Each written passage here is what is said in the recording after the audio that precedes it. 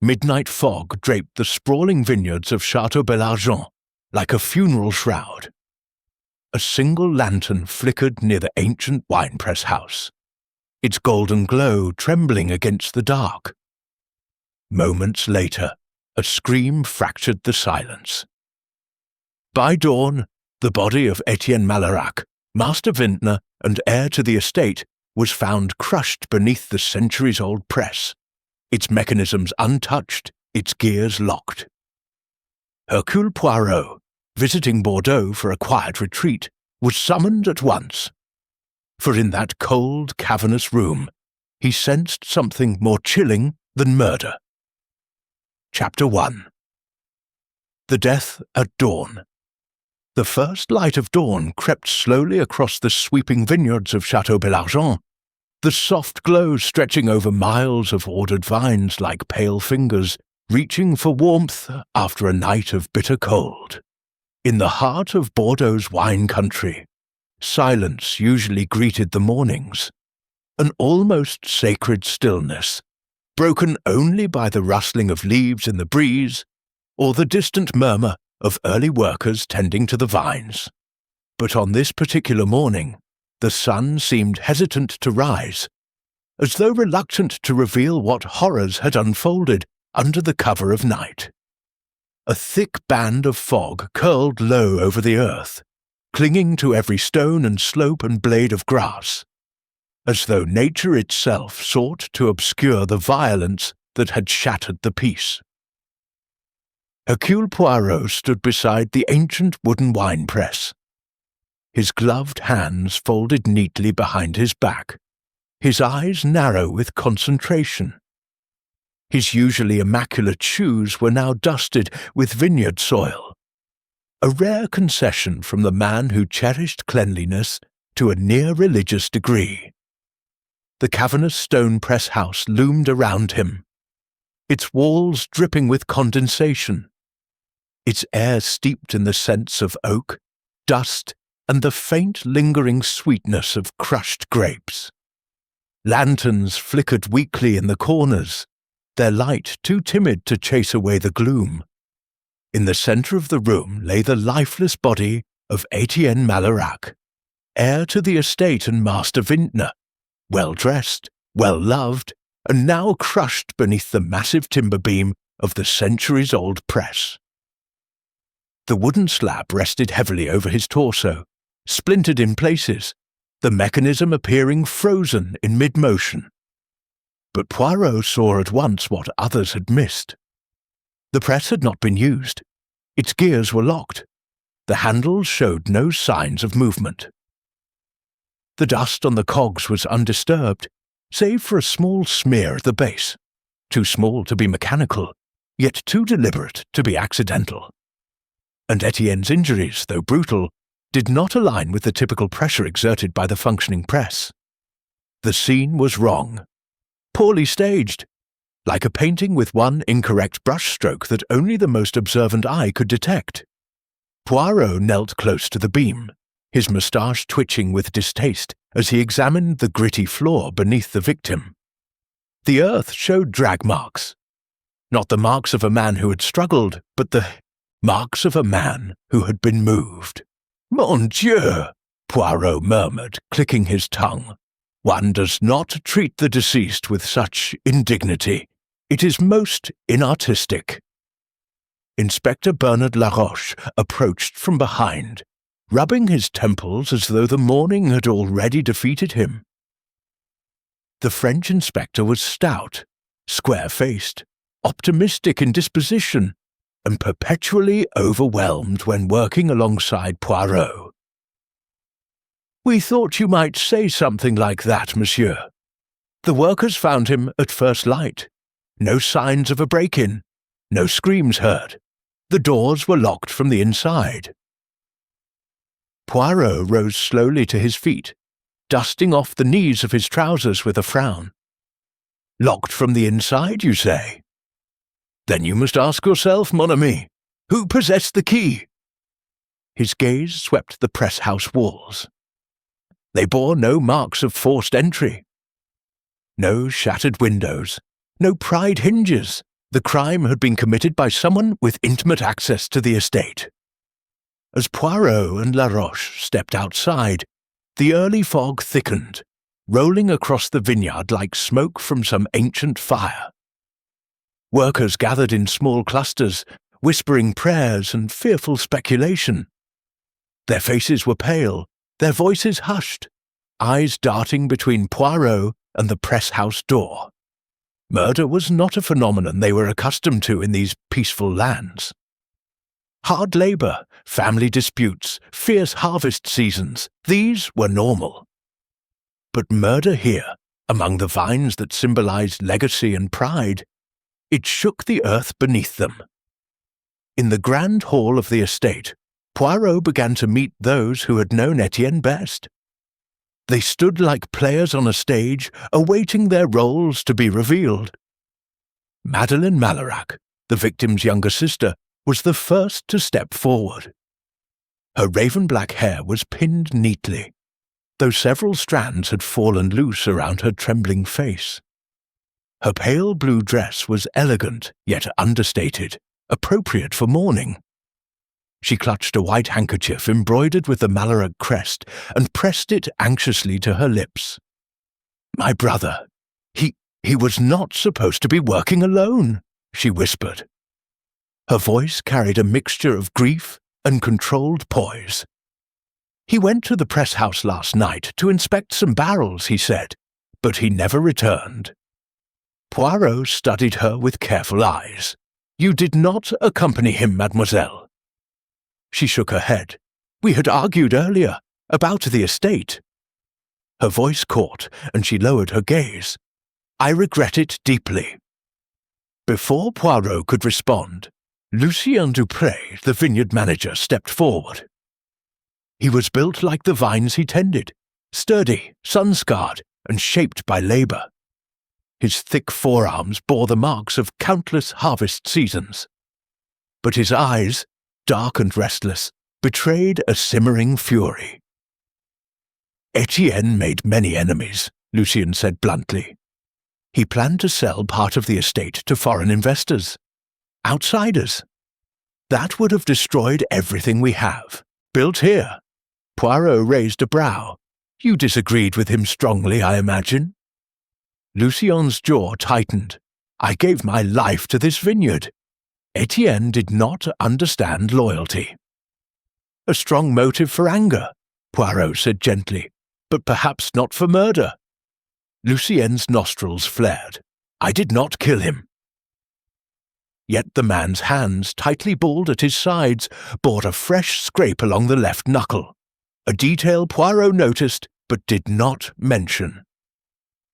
Next entered Colette Varnier, the Parisian wine critic whose sharp tongue had made her notorious across France. Tall, poised with a tailored coat draped over her shoulders, she carried a notebook even now, its pages already filled with observations. Her dark eyes swept the room with practiced detachment. "I arrived last night for an early tasting," she said. "Etienne invited me to preview his newest vintage. We exchanged words, certainly. He questioned my integrity. I questioned his ego. But he was alive when I left the estate." Poirot folded his arms. "And at what hour did you leave, mademoiselle?" "Just after 10. She shrugged elegantly. "I do not involve myself in family dramas. They bore me." Poirot smiled faintly. "Murder, however, does not bore you?" She closed her notebook. "It fascinates me. But I assure you, I am merely an observer this time." The last to step forward was Henri Beaumont, Etienne's business partner. A man in his mid-40s, he carried himself with the slouched exhaustion of someone who has lived too long in fleeting hopes. His suit was rumpled, his tie carelessly knotted, and his breath carried the faint aroma of cognac. His eyes darted nervously around the room. I am devastated," Henri stammered. "Etienne was my friend, my partner." Poirot tilted his head. "A friend or a creditor, monsieur?" Henri froze. The colour drained from his cheeks. Poirot had struck the mark. Etienne had been wealthy beyond measure, Henri had not. Rumours of Henri's debts had circled Bordeaux for months. I owed him money, Henri admitted quietly, but I intended to repay him. He believed in me, or so I thought. Poirot stepped closer. Tell me, Monsieur Beaumont, where were you between midnight and dawn? Henri swallowed hard. In my room, alone. A poor alibi, Poirot murmured, but he left it at that. After observing each suspect carefully, Poirot returned alone to the press house. The lantern still flickered. The room felt colder now, as though the air rejected intrusion. He knelt again beside the beam and noticed something he had not earlier, a glove, violet-stained, delicately sewn, caught beneath the wood. Poirot plucked it free with great care. It was not Etienne's, it was not Lucien's, not Henri's, and certainly not from a man's wardrobe. "A lady's glove," Poirot whispered. "But belonging to which lady?" He lifted it closer to the lantern, observing the subtle embroidery near the wrist. A tiny cluster of grapes, stitched in silver thread. A custom piece, expensive, meaningful. "Curious," he said softly, "very curious." As he replaced the glove into his pocket, something else drew his eye. A trail of muddy footprints leading from the far side of the press house, not toward its exit but toward the back wall, where a narrow service corridor extended into the estate. The footprints were uneven, their spacing irregular, as though the walker had been moving quickly, yet trying not to appear hurried. Poirot followed them to the corridor, where the air grew colder and the stone walls narrower. The footprints ended abruptly at a heavy iron door engraved with the Malarac crest, a door half concealed behind stacked barrels. Poirot brushed dust from the ornate symbol and leaned close. The metal smelled faintly of rust and something else, something metallic, something that did not belong in a wine cellar. He pressed his ear to the iron. Silence. Poirot straightened and turned to find Madeleine standing behind him, her face drained of colour. "You should not be back here," she said in a trembling voice. Poirot gestured to the door. "And why not, mademoiselle? What lies behind this?" "The old cellar. It holds vintages centuries old. My brother guarded the key carefully." Poirot raised a brow. "Then how do you explain the footprints?" She looked at the ground. I cannot." But Poirot saw something in her eyes, a flicker of doubt, fear, or perhaps guilt. Something unspoken. Returning to the press house once more, Poirot surveyed the scene with a painter's eye, taking in every detail. The untouched gears, the dust that concealed nothing, the lack of spilled wine, the unnatural positioning of the victim. Everything hinted at orchestration, not accident. And then, as he stepped back into the vineyard, the wind picked up, stirring the fog into swirling shapes. The vines rustled like whispers. The sky darkened as storm clouds approached, heavy with impending rain. Poirot felt the estate watching him. The secrets of Château Bellargent were buried deep among the vines and cellars and whispered rivalries, and he intended to unearth them one by one. But first, he would follow where the footprints led, and that path, he suspected, led not only to the forbidden cellar, but to the darkest truths the Malarac family had tried so hard to keep hidden. Chapter 2. Shadows in the Vineyard. The morning fog had thinned into delicate ribbons by the time Hercule Poirot stepped onto the gravel path that wound between the estate and the southern vineyard rows. Dawn had fully broken now, but the sun offered little warmth. Instead, it cast a pale, wintry glow over the land, illuminating the rolling hills in soft hues of silver and muted green. The vineyard workers moved slowly, casting wary glances toward the detective. Their hands, usually quick and practiced, hesitated over their tasks. Word of Etienne, Malarac's death had spread like spilled wine, dark, staining everything it touched. Fear stalked through the rows of vines. Invisible, but palpable. Poirot walked with deliberate precision, his polished shoes clicking rhythmically against the stones. With each step, his mind moved faster than his feet, arranging observations, testing hypotheses, and silently questioning every soul he had met. The footprints he'd found leading to the hidden cellar door troubled him.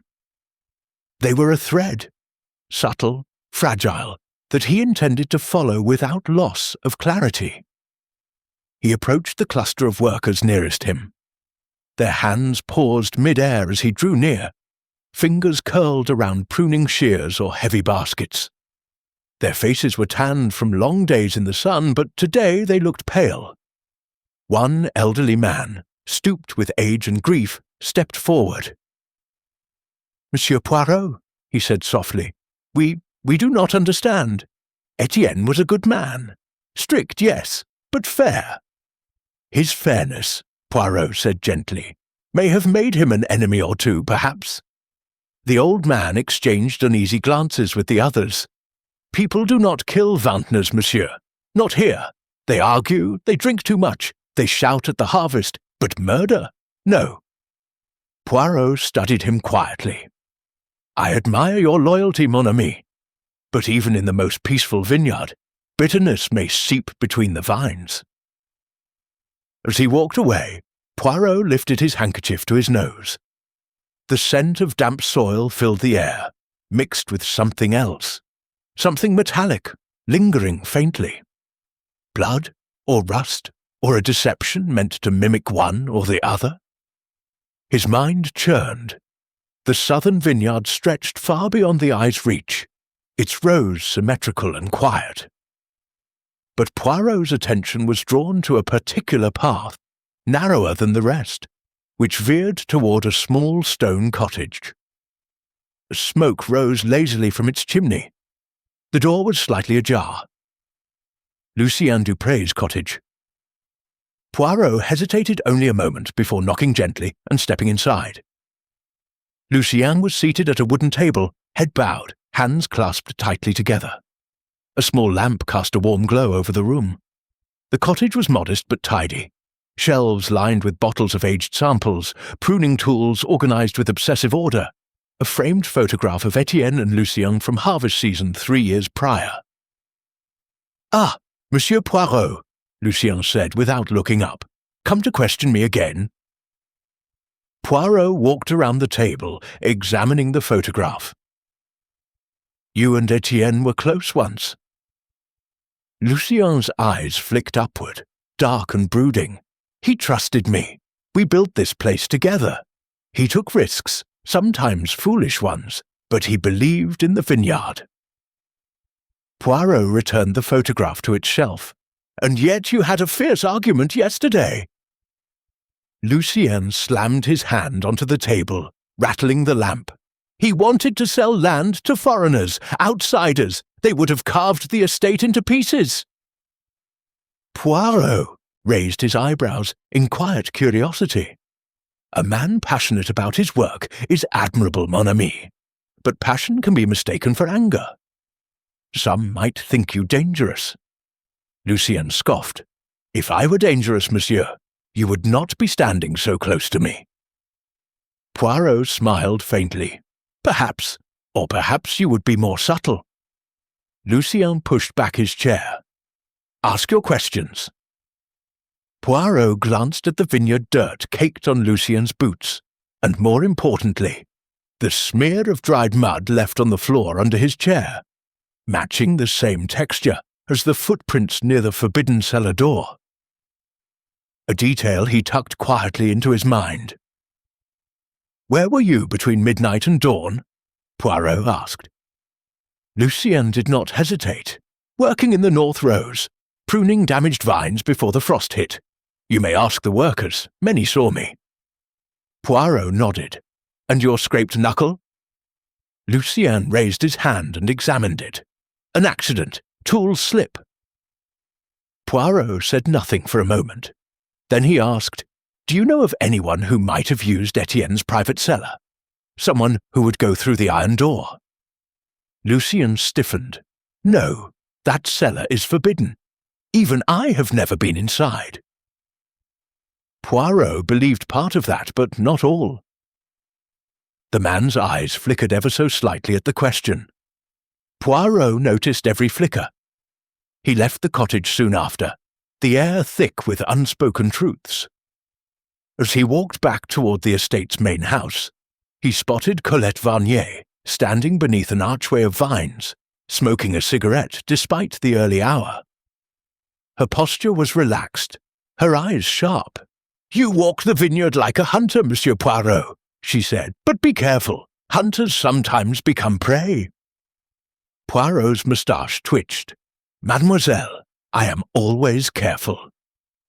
Colette inhaled deeply. Etienne was not a simple vintner. He had secrets, you know. Too many friendships in too many cities, too many enemies in too many winehouses. And he feared something, though he would never admit it. Poirot studied her face. "You speak with an air of knowledge.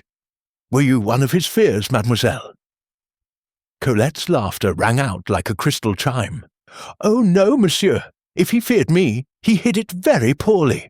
I found him amusing, flawed, infuriating, but amusing. I do not kill for amusement." Poirot stepped closer. "Where were you last night?" "With Henri Beaumont," she said coolly. "We were tasting samples. He can confirm." Poirot raised a brow. "And yet you told me earlier that you left shortly after 10. Colette flicked her ash. "I did, and he followed later. But I assure you, when I left the estate grounds, Etienne was alive." Poirot noted the contradiction but chose not to press yet. Instead, he focused on her boots. They were damp still, recently washed. Why wash boots on a morning with no mud except near the forbidden cellar? He left her without another word and continued, toward the main estate. There he found Henri Beaumont, hunched over a table in the tasting hall, his fingers trembling as he sorted through account ledgers. Papers were scattered everywhere. Numbers were scratched out, rewritten, corrected, scribbled over again. "Ah," Henri muttered shakily as Poirot approached. "I feared you might come." Poirot sat across from him. "Monsieur Beaumont, you fear many things, but it is not I who should trouble you." Henri's voice broke. "Etienne planned to expose me. He knew about the missing funds, the failed investments. I begged him for time, but he refused." Poirot glanced at the ledgers. They were a disaster. Henri was drowning in more debt than he admitted, but drowning men often lie to survive. "Where were you at midnight?" Poirot asked carefully. Henri clenched his jaw. "In my room, alone. That is not helpful," Poirot sighed. Henri leaned forward, lowering his voice. "Poirot, listen to me. Someone was in my office last night. Someone planted false evidence." He opened his briefcase with trembling fingers and revealed a set of cellar keys and a corkscrew with dried blood along the ridges. Poirot examined them. "Ah, but these keys are replicas. And the blood on this corkscrew, it is too dry. Someone cleaned this recently and tried to stage it." Henri sagged in relief. "Then you believe I am innocent?" Poirot tapped the corkscrew lightly. "I believe someone wants you to appear guilty. That is different from believing your innocence." Henri's relief evaporated. Poirot left him and made his way to the estate library, where he knew Madeleine might seek refuge. He found her standing before the tall windows, her silhouette framed by the vineyard beyond. She held a folded paper in her hand, trembling. "Something troubles you," Poirot said gently. Madeleine turned, eyes red. "I found this in Etienne's room." She offered the note to Poirot. He unfolded it carefully. "Meet me after midnight in the press house. Come alone." Poirot rubbed his thumb along the paper's edge. It had been folded and refolded many times. Etienne had handled it repeatedly. "When did he receive this?" Poirot asked. "Yesterday," Madeleine whispered, "just before dinner. I did not know what it meant." "It means," Poirot said softly, "that he expected someone." Madeleine's fingers tightened around her handkerchief. "There is more, monsieur. My brother was not planning to sell the vineyard. He was planning to expose someone close." Poirot leaned forward. "Expose whom, mademoiselle?" Madeleine looked toward the darkened hallway behind him. Her voice quivered. "I do not know, but I believe whoever he was going to expose killed him." Poirot's eyes glittered. The pieces were forming a shape, unclear but unmistakably deliberate. The clouds outside thickened. Thunder rumbled softly in the distance. The wind rustled through the vines like whispered warnings. Before Poirot could question her further, footsteps echoed in the corridor, rapid, uneven, frightened. A worker burst into the library. "Monsieur Poirot! Inspector Laroche requests your presence immediately. Something has happened in the cellar." Poirot stood at once, his pulse quickening not with fear, but with anticipation. The shadows in the vineyard had begun to move, and whatever waited in the cellar was part of the truth he sought. Chapter 3. Whispers in the Vines. The next morning broke with a slow silvery mist that clung to the vines like a shroud, muting the world into shades of pearl and ash.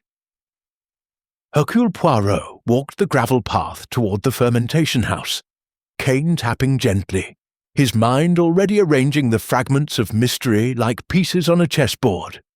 The Château Beaumont estate, usually a place of warmth and hospitality, now pulsed with a quiet unease. Every worker paused when Poirot passed, eyes wary, whispers trailing behind him like smoke. The death of Antoine Lafleur, first presented as a tragic accident, had already begun to ferment into something darker. Inside the fermentation house, the air was thick with the smell of crushed grapes, metal, and faint bitterness. Long rows of steel vats towered above Poirot, their shadows stretching like enormous sentinels. Chief Inspector Marcel Girard awaited him, flipping through a notebook with an expression of mild frustration. "Poirot," he greeted, though his tone was less a greeting and more an exhale of relief. "I have spoken to the staff. Everyone claims they know nothing." Poirot smiled gently. "But of course, when a crime is fresh, the tongues are stiff. They loosen with time, and with the proper encouragement." He glanced at the nearest vat, the one that had sealed Lafleur's fate. The control valve still bore faint scratches around the handle. Poirot leaned closer, his fingers hovering just above the metal. "These markings," he murmured, "they are not normal wear. Someone tampered with the valve." Girard frowned. "You're sure?" Poirot raised a single eyebrow. "My friend, I am not merely sure. I am certain." He stood, brushing an invisible speck from his sleeve. "But this tells only part of the story. Come, let us speak with the workers. A vineyard runs on routine, and where routine exists, so too does the opportunity for mischief."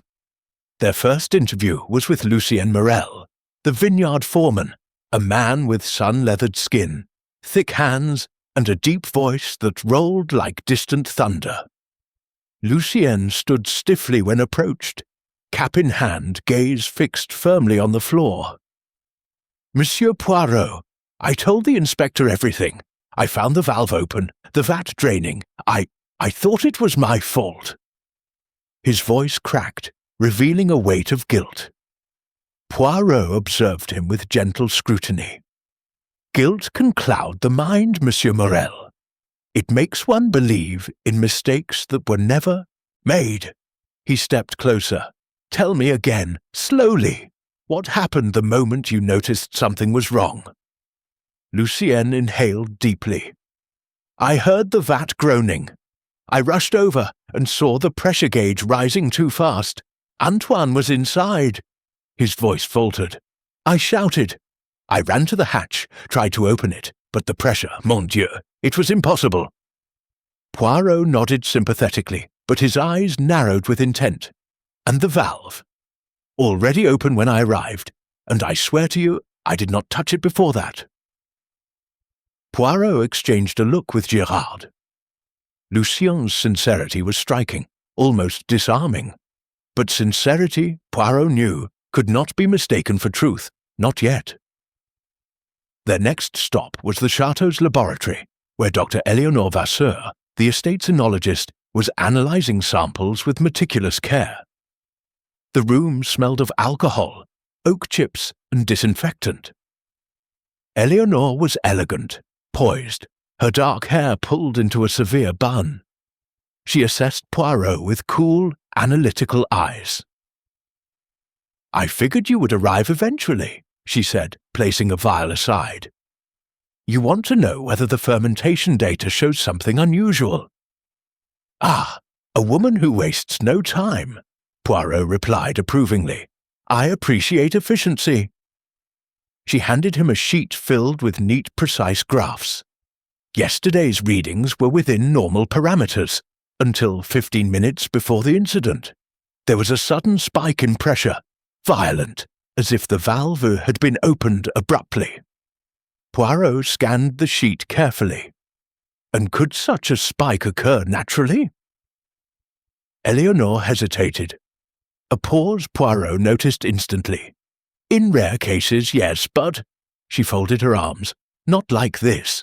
Someone interfered. Whether intentionally or out of negligence, I cannot say. And your relationship with Monsieur Lafleur? Poirot asked casually. Her jaw tightened. He was brilliant, but reckless. He cared more for innovation than tradition. The board adored him, the worker not so much. Poirot leaned forward. And you, madame, how did you feel about him? Her eyes flickered, just for a moment. I respected his work. Poirot smiled faintly. A very careful answer, madame. Eleanor said nothing. Their final interview of the morning was with Marceline Dubois, the vineyard owner's widow and financial manager of the estate. She sat in her office overlooking the vines, sunlight casting long shadows across her polished wooden desk. Marceline was graceful, yet weary, her voice soft but edged with exhaustion. I cannot believe Antoine is gone, she whispered. He was the future of this estate. My late husband saw in him a successor. Poirot observed the framed photographs lining her wall. Images of vineyards, harvest festivals, her late husband smiling beside a much younger Antoine Lafleur. You speak of him with admiration, Poirot noted. Of course, he revived our brand, brought in new investors. Even when some of the board disagreed with his methods, her voice trailed off. Disagreed, Poirot prompted. Yes. A few members thought he was pushing too hard, changing too much, too fast. They feared losing the chateau's identity. But Antoine did not care. He wanted expansion. Poirot walked to the window. Outside, the morning mist was lifting, revealing neat rows of vines stretching across rolling hills. Ambition, he said softly, is a fine thing, unless it threatens others. Tell me, Madame Dubois, was Monsieur Lafleur in conflict with any specific member of the board? She hesitated, wringing her hands. There were arguments, heated ones, especially with one individual. Her lips pressed into a thin line. But I do not wish to speak without proof. Poirot bowed slightly. Your discretion is admirable, madame, but murder thrives in silence. When you are ready, you will tell me more. As Poirot stepped back into the courtyard, the sun finally broke through the mist. illuminating the vineyard in hues of gold and crimson. Workers moved about with mechanical rhythm, but Poirot sensed it clearly now. The subtle tension, the shared glances, the quiet rush of secrets hiding beneath the soil like roots. Gerard approached him. "Well, what do you think?" Poirot tapped his cane lightly.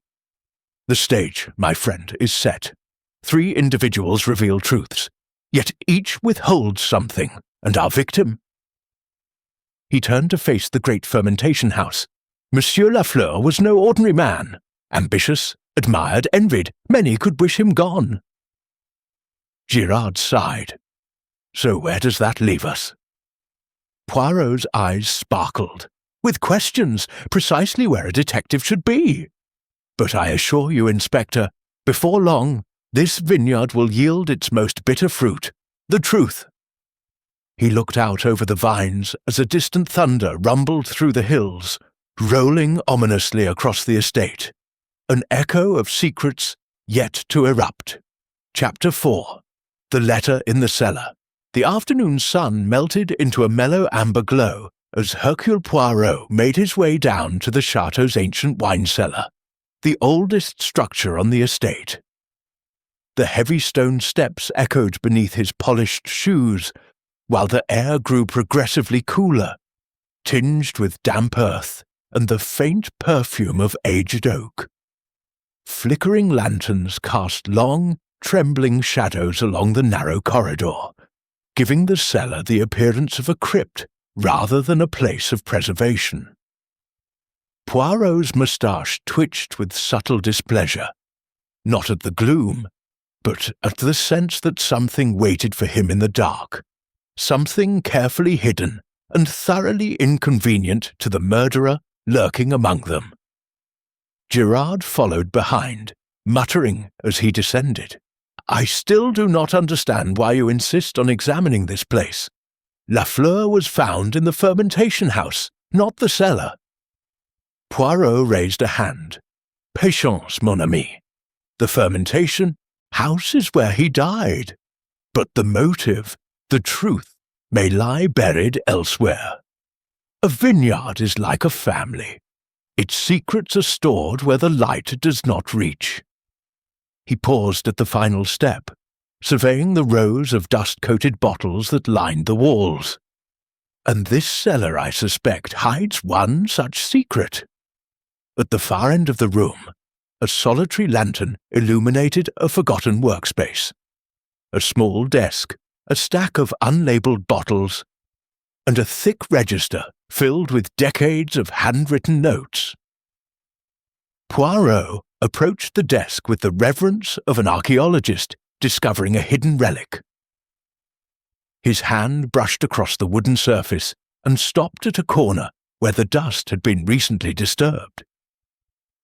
When he leaned closer, he noticed faint impressions in the dust, rectangular, like something had been moved. "Inspector," he called softly. Gerard knelt beside him. "A box of some sort?" Poirot nodded. "Or perhaps a folder, one that held documents, and now it is gone." Gerard sighed. "Meaning someone took it. Recently." Poirot did not respond at once. His fingers traced the outline again, thoughtful, precise. Then he reached toward the stack of bottles nearby. Beneath them lay a crumpled piece of parchment, yellowed and torn at the edges. Poirot unfolded it gingerly, revealing a letter written in hurried strokes. The ink had bled slightly into the paper, but the writing was still legible. "It is addressed to Antoine Lafleur," Poirot murmured. Gerard leaned closer. "What does it say?" Poirot read silently for a long moment, his expression darkening by degrees. Then he handed the letter to the inspector. Gerard's eyes widened as he read aloud. "If you continue with your plan, I swear the vineyard will not survive. You think you can uproot centuries of tradition. You think you can replace us. But I will not allow it.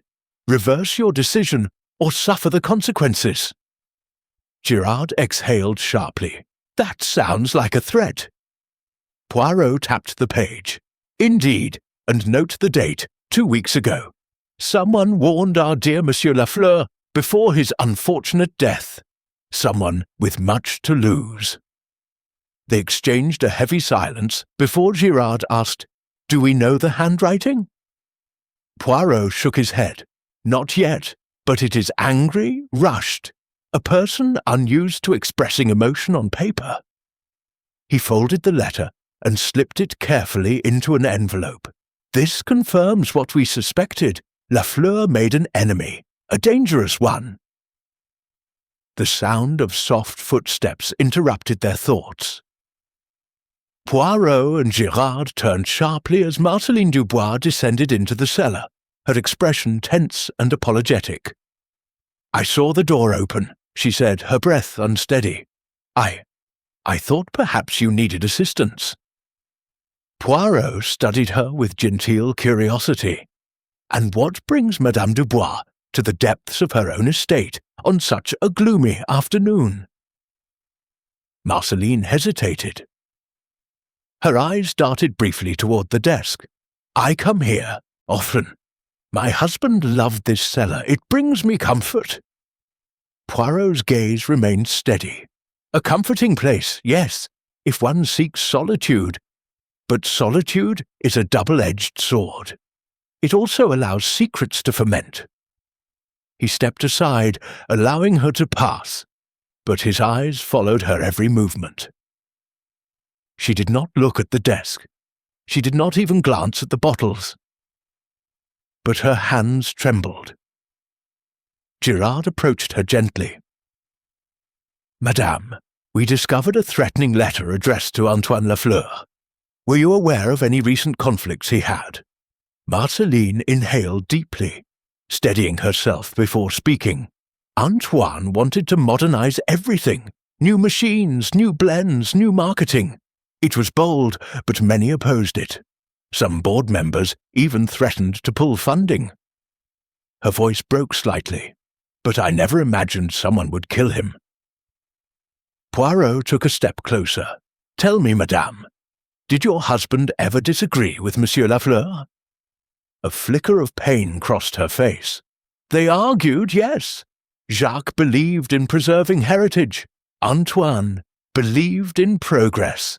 But Jacques admired him, despite their differences." Poirot bowed his head slightly. "And yet, someone here did not admire him. Someone threatened him, perhaps more than once." His eyes observed the faint sheen of perspiration on her brow. "Madame, if you know who wrote this letter—" "I don't," she interrupted quickly. "I swear it." Poirot said nothing, but the silence pressed against her until she excused herself and hurried back up the stairs, leaving a faint scent of lavender behind her. Girard sighed heavily. "Everyone seems to have a reason to lie." Poirot nodded. "Oui. Because the vineyard is not only a business, Inspector. It is a legacy, one soaked in pride, ambition, and rivalry. And Monsieur Lafleur threatened the balance." He turned back to the abandoned workspace. Something gleamed beneath the desk, small, metallic, half buried in dust. Poirot leaned down and retrieved it, a cufflink, elegant, engraved with the initials LM. Girard raised a brow. "Lucien Morel." Poirot's eyes narrowed. "The foreman. A man who felt guilt, yes, but perhaps also resentment." He pocketed the cufflink. Or perhaps he merely dropped it while hiding something on behalf of another. Girard groaned. "Couldn't anything be simple?" Poirot smiled faintly. "In murder, mon ami, nothing is simple, but everything is connected." As they ascended the cellar stairs, the air grew warmer, but the weight of secrets pressed heavier than ever. Poirot paused at the top step and glanced back into the darkness below. The wine cellar, silent and ancient, seemed to stare back, and Poirot sensed that whatever lay hidden in its depths, the missing documents, the threatening letter, the misplaced cufflink, was merely the first crack in a facade built on decades of silence. The vineyard was beginning to whisper its truths. And Poirot was ready to listen. Chapter 5. The Uncorked Alibi. Evening settled over Chateau Beaumont with the softness of velvet, casting long shadows through the vineyard rows as lanterns began to glow one by one. Hercule Poirot found himself walking towards the estate's tasting hall, an elegant room of polished oak floors, high-beamed ceilings, and glass windows that reflected the fading gold of the sky. Inside, the board of directors had gathered for an emergency session, their tense voices drifting through the closed doors. Poirot paused before entering.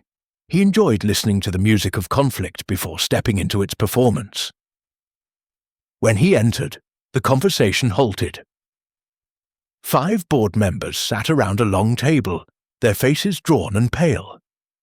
Between them stood half-finished wine glasses, untouched platters of cheese, and a strained silence that tasted of fear. Marcel Girard followed Poirot in, flipping open his notebook with an impatience that matched the room's tension. Poirot clasped his hands gently. "Mesdames et messieurs, thank you for gathering. The fatal accident of Monsieur Antoine Lafleur has now revealed cracks in the harmony of this chateau." He pulled the envelope from his coat and placed the threatening letter on the table. "This, I believe, is one such crack." Gasps fluttered around the room. Henri Laroche, a stout man with flushed cheeks and a vineyard owner in his own right, was the first to react. "A threat against Antoine? This is madness!" His voice quivered more than his indignation justified. Next to him, Madame Solange Mercier, a graceful woman with silver hair and eyes sharp as glass, adjusted her shawl. "We argued, yes. Antoine wanted to turn everything upside down, but threatening him, killing him, that is not our way." Poirot observed her with interest. "And yet, Madame Mercier, you were one of those who opposed his expansion plans most vocally, were you not?" She bristled. "I opposed rashness. That does not make me a murderer." Before Poirot could respond, Etienne Rousseau, a young financier with ambition carved into his features, leaned back in his chair. "This is all unnecessary. You should be investigating the workers. They despised Lafleur's reforms far more than we did." Poirot's eyes sparkled. "Ah, monsieur, but murder does not always bloom from hatred. Sometimes it sprouts from fear or desperation." Etienne scoffed but said nothing. Poirot continued. Monsieur Lafleur had made a decision, one he did not share with many. He intended to restructure the ownership of the estate. That could drastically alter the future of several board members. He looked around the room, watching their faces tighten. "Tell me, did he confide in any of you?" Silence. A heavy one. Poirot's smile didn't waver. "Then perhaps I shall share what I have learned." He retrieved the cufflink from his pocket and set it next to the letter. It gleamed under the lantern, light. Engraved L.M. Henri Laroche leaned forward. "That belongs to Lucien Morel, the foreman." Poirot nodded. "Oui. Found in the cellar where documents were recently removed. Perhaps an accident, or perhaps a sign of tampering." Solange Mercier inhaled sharply. "Lucien? But he's been with us for 20 years. Loyal, quiet. Why would he—" Poirot interrupted softly. "Sometimes loyalty strains under the weight of change." The door swung open then, and Lucien Morel himself stood in the doorway, breathless, cap in hand. His expression was a storm of frustration and fear. "Inspector Girard asked me to come," he said, voice rumbled low. When he saw the cufflink on the table, his eyes widened. "That? How did you—" Poirot raised a hand. "Please, Monsieur Morel, sit." Lucien sat stiffly, sweat glistening on his brow. I lost that last week, I swear. It fell somewhere when I was sorting old inventory in the cellar. I told no one because I didn't want anyone thinking. His voice cracked. Poirot leaned forward, lowering his tone. Did you take the documents from the cellar? Lucien shook his head violently. No, I didn't take anything. I went down there earlier today to fetch tools, but the documents were already missing. Girard's pen scratched across paper. What tools? Lucien blinked, confused. Just replacement hinges for the south storage door. Poirot's head tilted subtly. A hinge was not a typical vineyard repair. But he filed the thought away. And Monsieur Lafleur, Poirot continued, did you argue with him? Lucien looked down at his hands. We had words. Antoine was brilliant, but he pushed too much, too fast. Machines replacing workers, new blending methods. It scared people. His voice trembled with sincerity. But I didn't kill him. I tried to help him when the vat began to groan. I would never— His voice broke completely. Silence hung thick in the room. Solange Mercier dabbed her eyes with a handkerchief. This is all too awful. Poirot stood, clasping his hands behind his back as he paced. Mes amis, let us consider what we have. A threatening letter from someone who feared change. Missing documents from the cellar. A foreman whose loyalty is strained, yet whose sorrow is genuine. And a board fractured by ambition.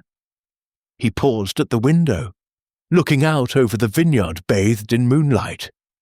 The killer is among us, not because of hatred, but because Monsieur Lafleur stood in the way of something someone desired very much.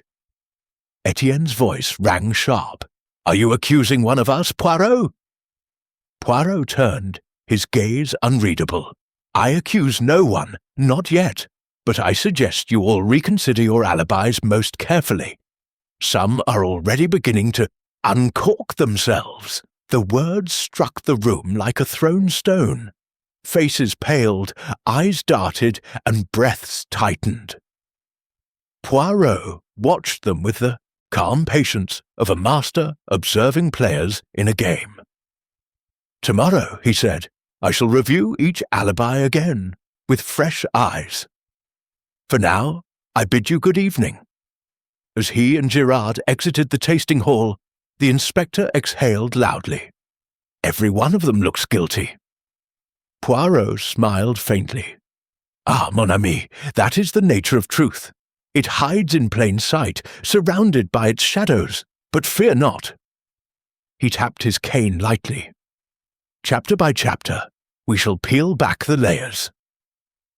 He glanced back toward the tasting hall, where voices had erupted again in anxious whispers. Chapter 6. The Stain on the Barrel. The following morning arrived with a stiff wind rolling across the vineyard, rattling loose shutters and sending dry leaves tumbling across the gravel paths. Hercule Poirot stood outside the cooperage, the barrel workshop, watching thin plumes of sawdust drift like pale smoke through the open door. The cooperage was a world of its own, filled with the rhythm of hammering hoops, the scent of toasted oak, and the low hum of labour. Here barrels were born, crafted, charred, and sealed to cradle the chateau's finest vintages. But Poirot suspected this place held more than wine. It held secrets. Inside, Baptiste Leclerc, the chateau's master cooper, was tightening the metal hoops around a large oak barrel. A stout man with a barrel chest to match his craft, Baptiste looked up as Poirot entered, his expression sharpening with curiosity and caution. Monsieur Poirot, he grunted, wiping his hands on a cloth. To what do I owe this visit? Poirot smiled gently. To craftsmanship, Monsieur Leclerc, and perhaps to truth. Both require precision, non? He tapped the barrel beside them. I admire your work. A barrel must be airtight, perfect, or the wine will sour. Baptiste chuckled. Wine doesn't forgive mistakes, nor do vineyard owners. Poirot's eyes twinkled. Indeed. Tell me, did Monsieur Lafleur visit your cooperage recently? The cooper's hands froze mid-wipe. Twice last week. He asked questions about new barrel designs, wanted to experiment with oak blends, always pushing things. His voice held irritation, but also a shade of sadness. And did these innovations cause friction? Poirot asked softly. Baptiste hesitated. Some, yes. Traditionalists don't like change. They especially didn't like his idea of discontinuing the heritage line. That wine has been made the same way for a century. Poirot nodded thoughtfully. And who stood to lose the most from such a decision? Baptiste looked away. Madame Mercier, perhaps, or Henri Laroche. They championed the heritage line, but killing a man over a barrel recipe. He shook his head. No, that's madness. Poirot did not respond immediately. Instead, he bent down near a half-finished barrel lying on its side. His keen eyes caught something, a faint reddish-brown smear on the underside of the wood. Poirot rubbed it lightly with his fingertip. Monsieur Leclerc, what is this? Baptiste leaned closer. Wine sediment, perhaps. Hard to say. But he said it too quickly. Poirot looked up sharply. It is not wine, not entirely. His voice lowered, almost a whisper. It is blood. Baptiste's face drained of colour. Blood? From what? Poirot straightened, brushing off the wood. That is the question. Inspector Girard will have it tested, but I suspect it is connected to our dear Antoine Lafleur. Someone may have transported something, or someone, through this cooperage. Girard, who had been standing quietly near the door, stepped forward. Baptiste, were you here the night of the incident? Yes, Baptiste said quickly. All evening. Ask anyone.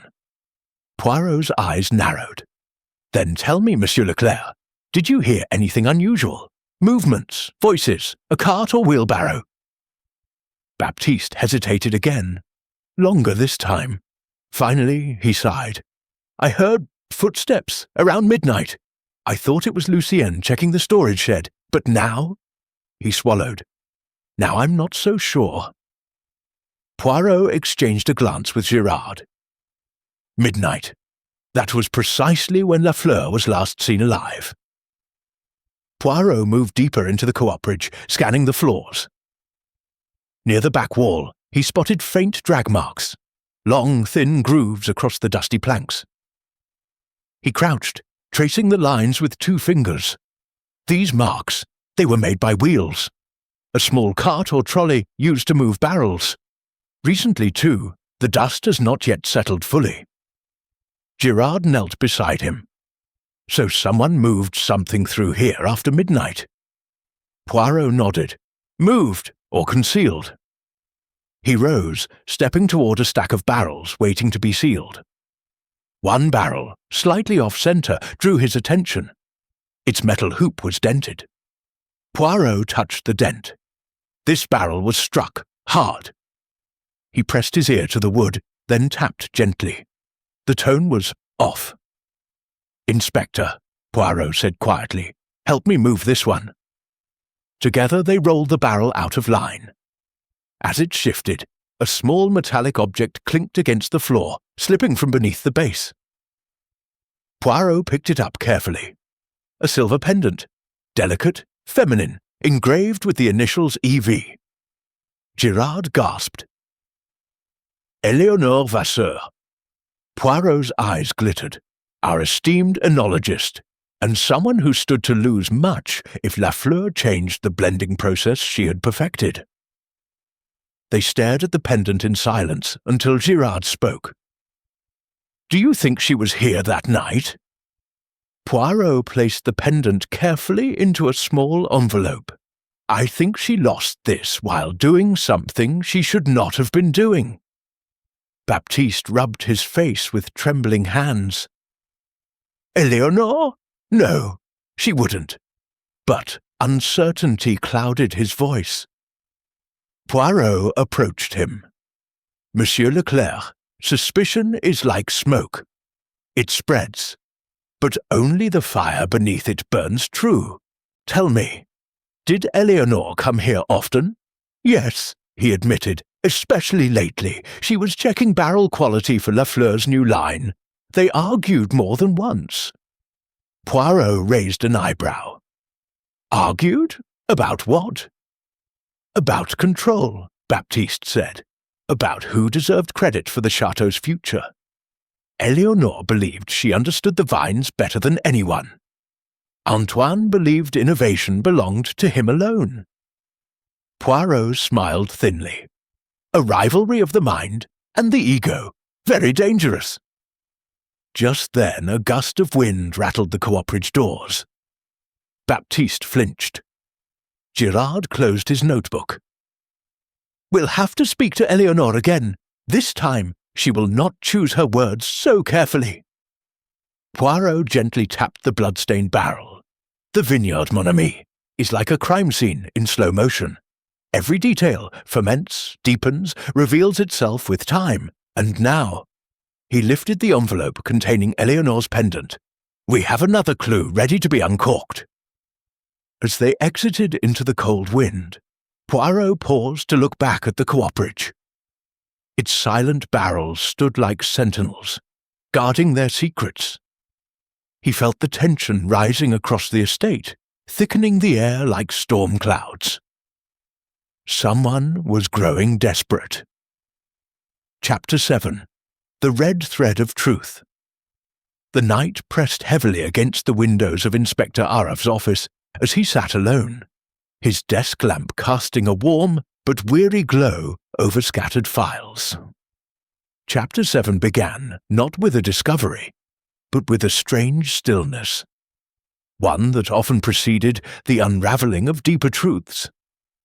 The case had already grown more tangled than he anticipated, but tonight something felt different, as if the truth itself was tugging on him, a thin red thread waiting to be followed. Arav took a long breath before opening the latest photograph recovered from the crime scene, a close-up of the pendant found near the victim. At first glance, it had appeared ordinary, silver, circular, etched with delicate patterns. But now, enhanced and zoomed, its etchings began to form a symbol that made his stomach knot. It was the emblem of the Red Order, a clandestine group whispered about in internal intelligence circles. A group known not for violence, but for secrecy. Secrecy so extreme that even senior officials knew little about their purpose. As the clock struck midnight, Arav pulled out old case files marked confidential. 3 unsolved cases over the last decade bore the same emblem on small, nearly invisible artifacts left behind. Coins, pins, and in one instance, a torn piece of cloth. Each victim had no connection to one another, no shared lifestyle, no apparent link. But now, with the pendant in his hands, Arav felt the eerie certainty that this new murder was not a standalone incident. It was part of something larger, deliberate, and carefully orchestrated. He picked up his phone and dialed Mira, the only person he trusted to help him make sense of such symbols. Her sleepy voice answered after a few rings, but the moment he mentioned the pendant, her tone shifted from drowsiness to sharp alertness. Arav, that symbol shouldn't exist anymore, she whispered. It was supposed to be erased, destroyed. Her words struck him like cold water. How could a secret society erased decades ago leave clues at modern-day crime scenes? Mira promised to meet him at the office within 30 minutes. When she arrived, drenched from the sudden rainstorm outside, she carried a worn-out folder wrapped in plastic. Inside were documents that looked older than both of them, yellowed, brittle pages containing sketches of the same emblem found on the pendant. Mira explained that the Red Order had once been an ancient guild sworn to protect hidden knowledge. Knowledge dangerous enough to shift power balances, destabilize governments, and expose long-buried secrets. They weren't criminals, she insisted, but guardians. However, over generations the guild dissolved, splintered, and eventually vanished. Or so everyone believed. Arav stared at the papers, his mind racing. If this murder connected to the Order, either the guild had returned, or someone was intentionally reviving its symbols for a sinister purpose. Mira pointed to a sketch on the last page. A circle with the emblem carved through it, encircled by a red thread tied in a perfect knot. Beneath it, a handwritten line in ancient Hindi read, "The one who follows the red thread will witness the truth, but only after sacrifice." Arav felt goosebumps crawl across his arms.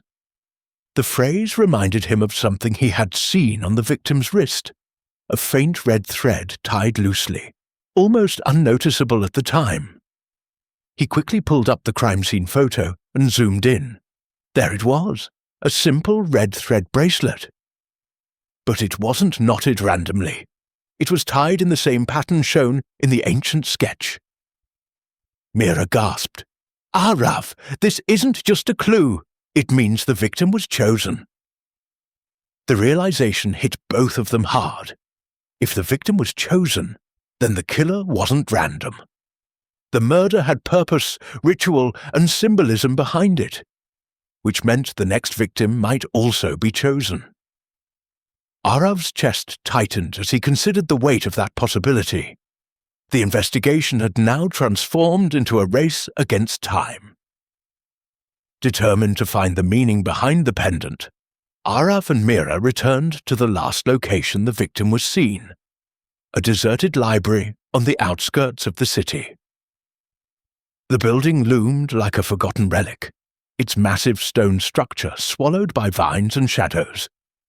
Inside, dust-filled beams of moonlight illuminated rows of forgotten bookshelves. The silence felt ancient, like the walls themselves held secrets. Mira guided Arav toward the restricted section, an area she had once explored during her own historical research. The shelves were lined with leather-bound books, many handwritten, each appearing hundreds of years old. Arav scanned titles, searching for anything relating to the symbol, the order, or the red thread.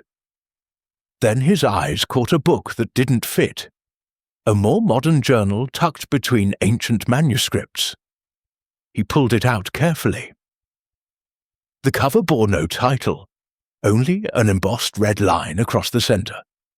When he opened it, a folded piece of paper slipped out. Arav unfolded it and discovered a list of names, 5 names. One had already been crossed out, the victim's name. A shiver ran through him. Mira's eyes widened in terror. "Arav, this is a kill list!" He flipped through the journal's pages, and each one revealed detailed surveillance notes on the individuals listed, where they lived, their routines, their families. Whoever wrote this knew their targets intimately. Arav clenched his jaw. "This isn't the Red Order," he growled. "This is someone using their legacy for murder." But why these specific people? What connected them? Mira searched through the journal for hints, stopping at a symbol repeated multiple times, 2 overlapping circles. "Arav," she whispered, "this is the insignia of the disavowed circle, a splinter group from the Red Order. They were believed to be extremists, people who wanted to exploit the Order's knowledge for power rather than protection." The name alone sent chills down Arav's spine. If the disavowed circle had resurfaced, they were far more dangerous than any legend. They would kill to retrieve or protect whatever knowledge they sought. Suddenly, a floorboard creaked behind them. Arav spun, hand instinctively reaching for his weapon, but saw no one. The library seemed still, but the air had shifted. Someone was there, watching. They exchanged a silent glance. Mira pointed toward the balcony above, and Arav slowly stepped forward, each movement calculated. But a shadow moved faster, darting across the upper railing before disappearing into the darkness. They chased it through the maze-like library, finally bursting through a rear exit, only to find the alley empty. But between two stones on the wall, Arav noticed something lodged, a red thread tied in the same pattern as the victim's bracelet. A message, a warning, or perhaps an invitation. Arav pocketed the thread with a grim resolve. The red thread had led him this far, and now it was pulling him toward the next layer of truth, one far darker than he imagined. The hunt had officially begun. Chapter 8. Shadows of the disavowed morning arrived, but it brought no warmth, only the cold weight of urgency that pressed heavily on Inspector Arav's shoulders. Chapter 8 began with Arav staring at the list of names retrieved from the secret journal. The inked handwriting still hauntingly fresh in his mind. One name crossed out, 4 remaining. The reality was cruel and simple. Someone was hunting these people. And unless Arav discovered the connection between them, another life would be claimed. He stood by the office window, watching the early sunlight struggle through grey clouds. The world outside moved as usual, cars rushing, people walking, children laughing, utterly unaware that a sinister thread linked their city to an ancient, dangerous secret. Mira entered the office holding 2 cups of coffee and the fatigue of sleepless hours. She placed one on his desk and immediately began sorting through the files they had gathered. "We need to focus on the survivors," she said firmly. Arav nodded, "But first, we need to know why them." He pulled out the journal once more, flipping to the surveillance notes. One by one, he read aloud the backgrounds of the individuals. Dr. Anai Verma, a genetics researcher. Farah Siddiqui, a journalist known for exposing cover-ups. Kabir Malhotra, a historian specializing in ancient Indian societies. And lastly, Raghav Kaushik, a high-ranking officer in the country's intelligence bureau. At first glance, the professions were unrelated, but Arav felt a thread connecting them, the kind that couldn't yet be seen, only sensed. Their first stop was Dr. Renee Verma's lab. The building was sleek, modern, and secured with multiple layers of biometric access. Yet the atmosphere inside was tense, as though the staff sensed something lurking beneath the surface. When Arav introduced himself, Dr. Verma looked startled, not frightened, but wary, as if he had been expecting this moment. Once inside the privacy of his office, Arav wasted no time. "Your name is on a kill list," he said. Dr. Verma paled, gripping the edge of his desk. "I knew it," he whispered. "I told them this would happen." Mira leaned forward. "Told who?" Dr. Verma hesitated before revealing what he knew. Months earlier, he had been approached by a mysterious group seeking access to his research that could potentially map dormant genetic markers believed to be tied to ancient bloodlines. When he refused, they threatened him subtly. Disguised warnings, odd visits, unmarked letters. He dismissed them at first, but seeing Arav now confirmed his worst fears. Before leaving, Arav assigned officers for protection, but he knew it wouldn't be enough. The disavowed circle had already proven they could infiltrate restricted spaces. Their next visit took them across town to meet Farah Siddiqui. When they arrived at her apartment, the door was already ajar. Arav's heart raced as he and Mira rushed inside to find Farah sitting calmly at her dining table, a recorder in her hand. "I figured you'd come today," she said, her voice steady but eerily calm. Farah revealed that she had been investigating a secretive society for over a year, tracing a line of disappearances, hidden archives, and ancient rituals, each pointing toward the resurgence of a group she referred to as the Dissidents of the Thread, a name she believed the Disavowed Circle used internally. She pulled out a folder containing articles she never published, each one containing enough information to provoke deadly consequences.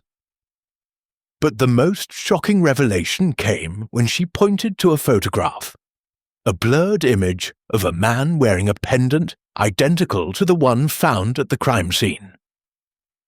Arav froze. He recognized the man. It was Raghav Kushik, the Intelligence Bureau officer whose name was also on the list. But why would someone presumably targeted be involved with the killers?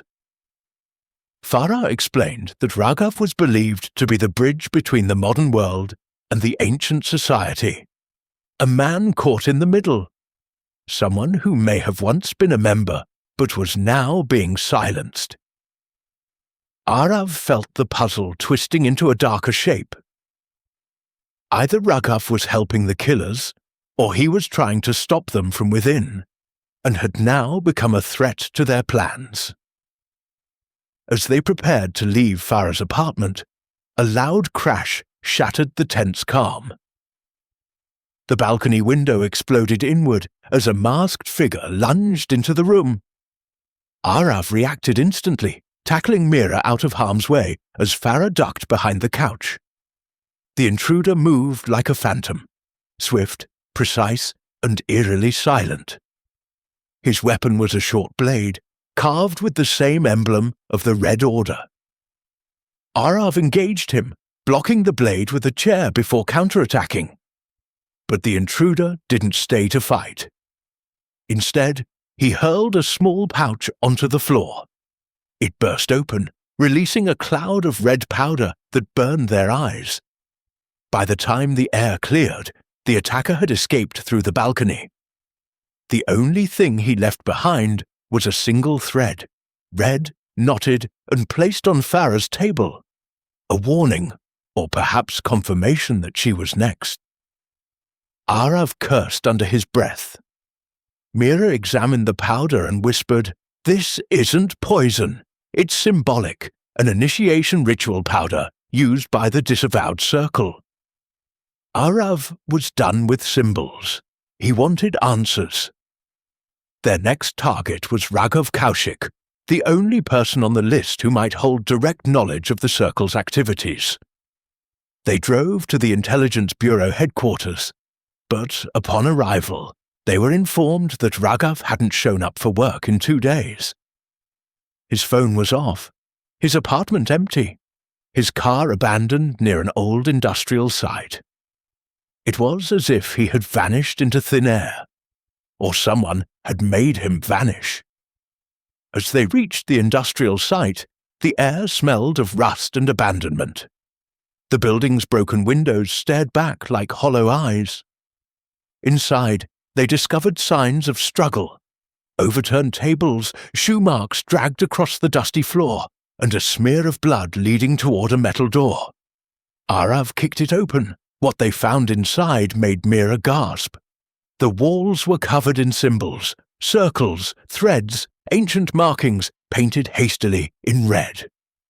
At the center of the room sat a chair, its ropes cut, and on the floor lay Raghav's ID badge stained with dried blood.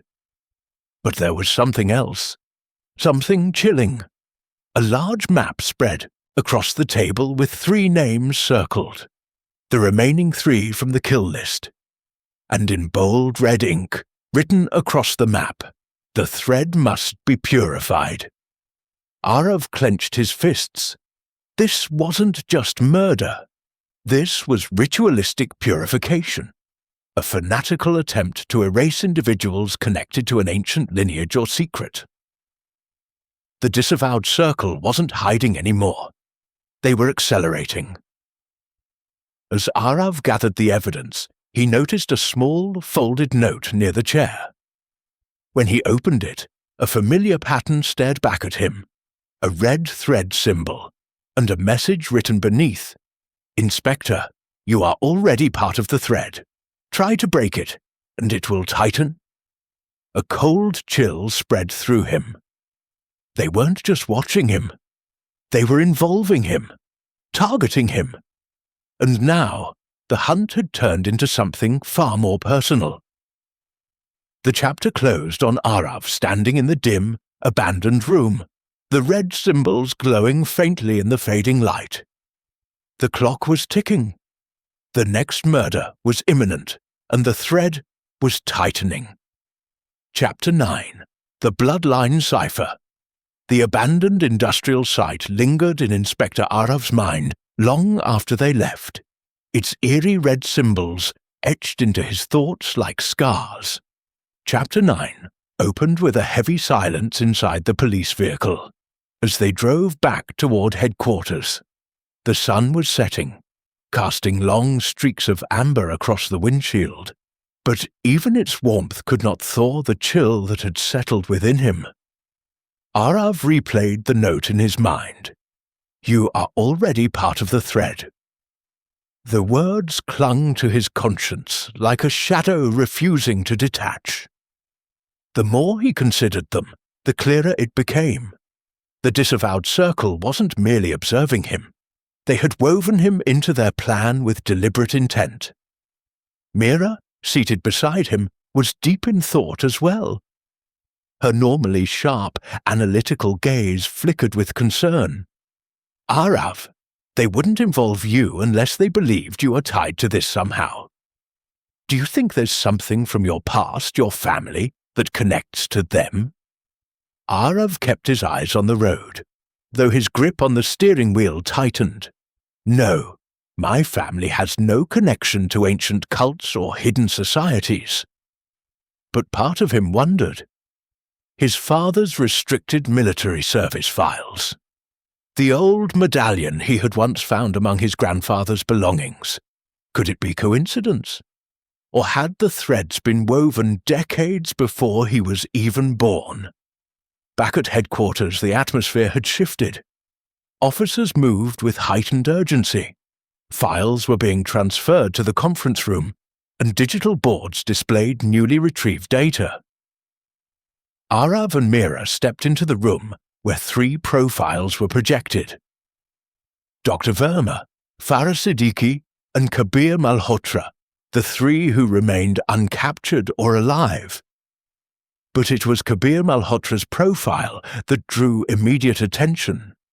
A historian of ancient societies, particularly those centered around bloodline rituals and selective inheritance practices.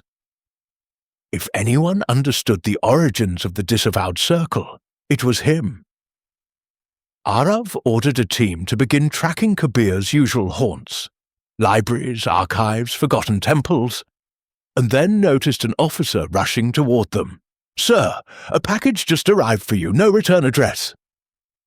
Arav took the box, his instincts flaring. Inside was a single object wrapped in cloth. When he unwrapped it, his breath caught. It was a medallion, ancient, metallic, engraved with the same thread symbol. But more disturbingly, it was identical to the one Arav had discovered in his grandfather's belongings years ago. Mira stared at it in disbelief. This is the circle's crest. Arav, why would you have one?" Arav swallowed hard. He had no answer, only more questions. The medallion sparked a flood of memories, a moment of youthful curiosity, turning the strange symbol over in his hands, asking his father about it, and being told curtly, "It's nothing, put it away." What if it hadn't been nothing? What if his family had once been part of, or victims of, this ancient order? Before Arav could dwell further, the conference room door swung open as Officer Rayner entered hurriedly. "Sir, Kabir Malhotra has been located. He's at the National Archives, but he isn't alone. Security cameras captured a masked figure entering minutes after him." Arav and Mira rushed to the archives building, now cloaked in evening shadows. The grand structure stood silent, its tall pillars casting ghostly silhouettes across the steps. They moved swiftly inside, guided by the distant echo of footsteps. The vast hall of historical documents was dimly lit, with towering shelves filled with ancient scrolls and aging manuscripts. At the far end, they spotted Kabir, frantically searching through a row of fragile documents, his hands trembling. Before they could reach him, a figure emerged from the shadows, the same masked intruder who had attacked Farah. Arav shouted for him to stop, but the intruder lunged at Kabir with a blade. The historian cried out as Mira fired a warning shot that echoed through the hall.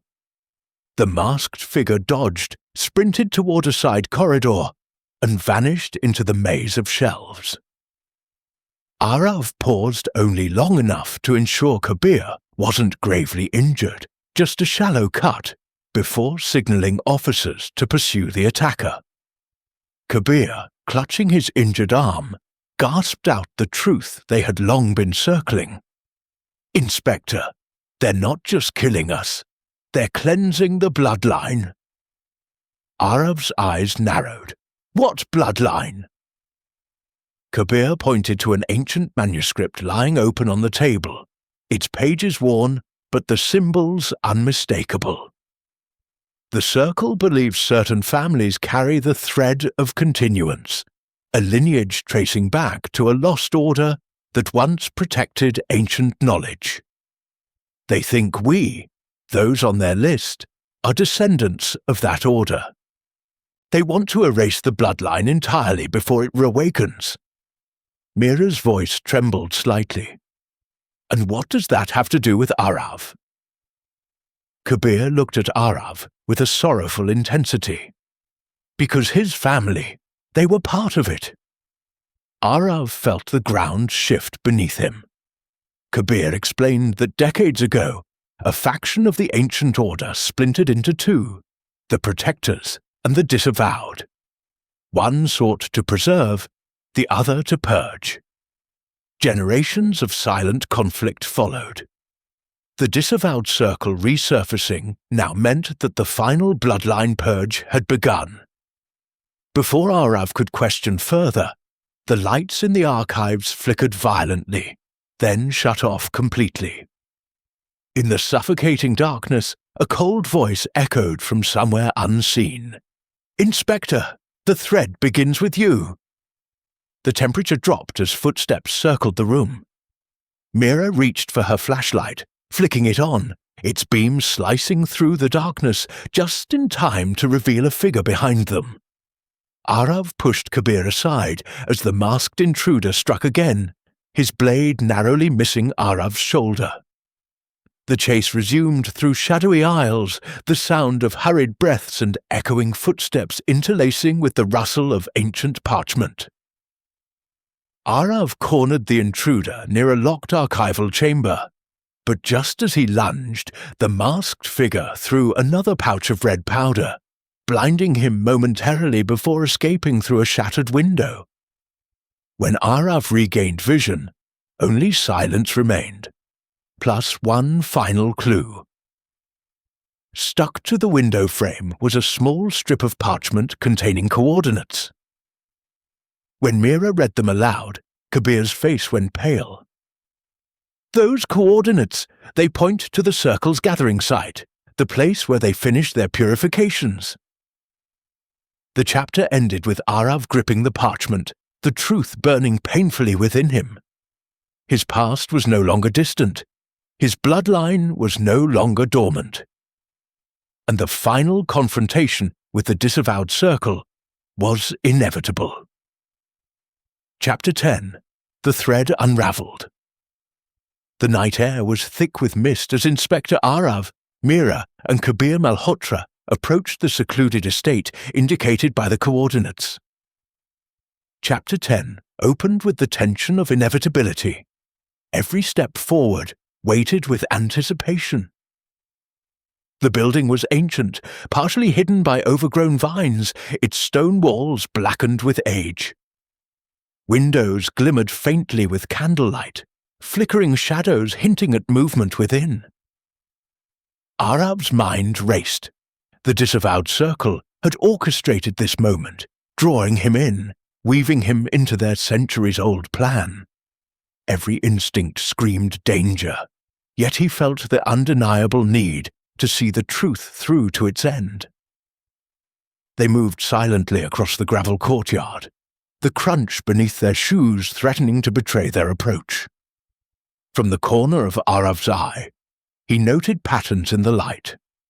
Roped circles on the floor, symbols painted hastily but purposefully, each a perfect match to the red thread motif that had haunted the previous chapters. Kabir whispered, "They're preparing for the final purification. Whoever is here, they intend to complete it tonight." Arav's jaw tightened. The implication was clear. The remaining individuals on the kill list were likely held captive inside.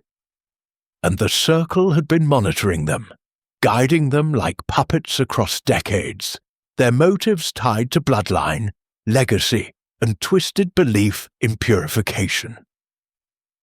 Mira tapped his shoulder, pointing to a side entrance. "This way, fewer sentries." They crept along the stone walls, shadows melding into shadows, until they reached a heavy oak door. The faintest hum of chanting emanated from within, sending shivers down their spines. Arav motioned to Kabir, who whispered, "Once we enter, there's no turning back. They will know we're here." Arav nodded grimly. They pushed the door open slowly, revealing a vast chamber illuminated by hundreds of candles, arranged in concentric circles around a central dais. On the dais lay a large, intricately knotted red thread, the symbol of the disavowed circle, glowing faintly under the candlelight. 3 figures were bound at the center: Dr. Verma, Farah Siddiqui, and Raghav Kaushik, all terrified but alive. From the shadows emerged the circle's leader, a tall figure cloaked in crimson robes, their face obscured. A hush fell over the chamber. "Inspector Arav," the leader intoned, their voice rich and commanding, "you have followed the thread well, but do you understand its meaning?" Arav stepped forward, voice steady despite the adrenaline coursing through him. "I understand that your path of murder and fear ends tonight. The bloodline you seek to erase will survive." The leader's eyes, visible beneath the hood, narrowed. "And yet, the thread requires completion. Blood must be purified for the knowledge to remain uncontaminated." Kabir stepped beside Arav. "Knowledge isn't bound by death. You misunderstand the purpose of the order." But the leader laughed softly, a sound that echoed like rolling thunder through the chamber. "The purpose is clarity, Inspector, purity, and tonight the red thread will decide the worthy from the unworthy." At that moment, a faint clicking echoed. Hidden mechanisms, doors locking, perhaps an automated barrier. Arav realized the circle had designed the chamber as a trap, meant to intimidate and isolate them. He surveyed the room quickly. Candles, ropes, symbols.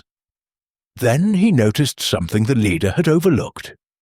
A pattern in the knots of the central red thread, slightly irregular, just enough to reveal a structural weakness. Arav whispered to Mira, "The thread itself is the key. If we disrupt it at the right point, we can destabilize the entire structure." Mira's eyes widened as she understood. Kabir nodded. "It is a cipher, not just a ritual. The red thread encodes the sequence of their plan. Break it, and their control unravels." Arav took a deep breath, moving toward the dais while speaking loudly enough for the leader to hear. "You cannot bind fate with symbols, nor life with superstition. The world changes, and your order is obsolete." The leader's hand rose, signaling 2 masked attendants to intervene, but before they could strike, Arav yanked a section of the red thread from its anchor point. The taut line gave a loud snap, the force reverberating through the chamber. Candles flickered violently, some falling to the floor, and the tightly wound knots of the ritual began to unravel. Chaos erupted. The attendants lunged forward, but Arav and Mira fought with precision, using their knowledge of the room to block and evade. Kabir freed himself from a nearby rope, racing towards the captives. As the red thread collapsed, the central dais began to shift, revealing a hidden trapdoor beneath. Arav yanked the final loop, and the door snapped open, sending the leader and the remaining masked figures scrambling to maintain control. The captives were freed, their fear giving way to cautious relief. Dr. Verma muttered, You've stopped them?" Arav nodded, but didn't answer immediately. His attention was on the leader, who had now removed the hood, revealing a face twisted with both rage and disbelief. "You cannot destroy the order," the leader hissed. "The bloodline will be cleansed eventually. You may survive tonight, but the thread always persists." Arav stepped closer, unwavering. "The thread persists in history, not in death. Your version of it ends now." With that, the leader realized their plan had failed. The ritual's collapse had rendered their symbols meaningless. Officers, previously waiting outside, stormed in to secure the remaining members of the circle, and the centuries-old order that had splintered into the disavowed circle was finally dismantled. The room was silent except for the labored breaths of the survivors. Mira helped Farah to her feet, while Arav ensured that Dr. Verma and Raghav were unharmed. As the first light of dawn broke through the chamber windows, casting soft gold across the floor, Arav finally allowed himself to exhale. The red thread, once a symbol of fear and control, now lay in tangled, meaningless loops at their feet. Kabir looked at Arav with gratitude. "You've preserved the bloodline, Inspector. But more than that, you've shown that courage and reason can overcome obsession and ritual." Arav allowed a faint smile, feeling the weight of the past days lifting. The city outside began its normal hum, unaware of how close it had come to losing 3 of its finest minds. Later, at headquarters, Arav filed his report. Every detail, every clue, every symbol was recorded meticulously. The disavowed circle had been dismantled, their manuscripts seized, their influence eradicated. But he knew the threads of history were never truly gone. They could resurface, in new forms, in new orders.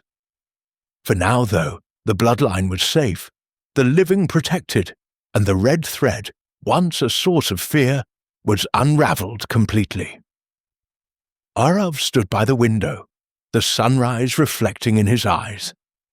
He thought of the journey, the threats, the symbols, the haunting whispers of the order, and understood that truth, once pursued with patience, precision, and courage, always revealed itself. The case was closed, the killers apprehended, and the thread, both literal and metaphorical, was severed. Yet the memory of it would linger, a reminder that even the most ancient of secrets cannot withstand the light of reason and the determination of those willing to seek it. And as the sun climbed higher, Arav felt a quiet satisfaction. The bloodline cipher was solved, the disavowed circle defeated, and the city safe once more.